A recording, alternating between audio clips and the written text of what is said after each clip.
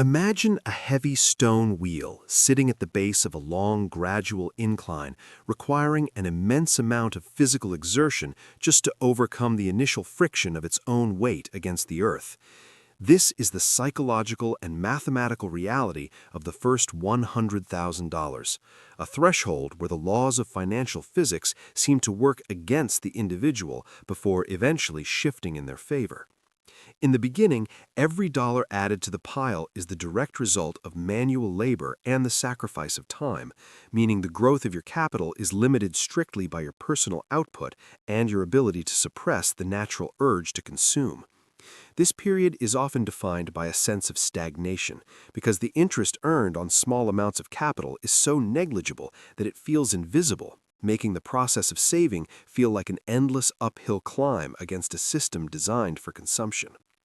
The mathematical resistance of this stage is rooted in the lack of momentum, as a 7% return on $5,000 provides a mere $350, a sum that is easily erased by a single unexpected car repair or a modest weekend of indulgence. Because the capital is not yet large enough to act as a primary driver of growth, the heavy lifting must be done entirely by the contributions from your paycheck, which requires a level of discipline that contradicts human evolutionary biology. Our brains are wired for immediate survival and the acquisition of resources, so the act of deferring gratification for a decade to reach an arbitrary six-figure number feels like a constant battle against our own instincts. This is the sunk cost phase of wealth building, where the effort required feels disproportionate to the visible results, leading many to abandon the system before the mechanics of compounding can actually take over. Once the balance begins to approach the $100,000 mark, a systemic shift occurs where the money itself begins to generate meaningful returns that rival the contributions made from your actual labor.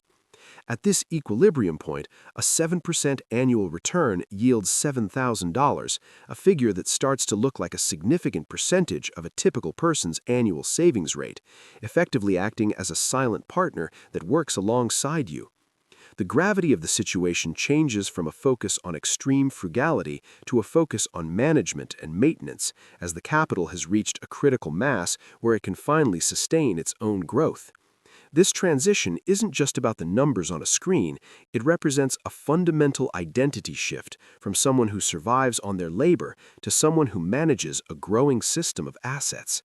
The first six figures are the hardest because they require you to build the engine from scratch while also providing the fuel, whereas every dollar after is simply maintenance on a machine that is already in motion.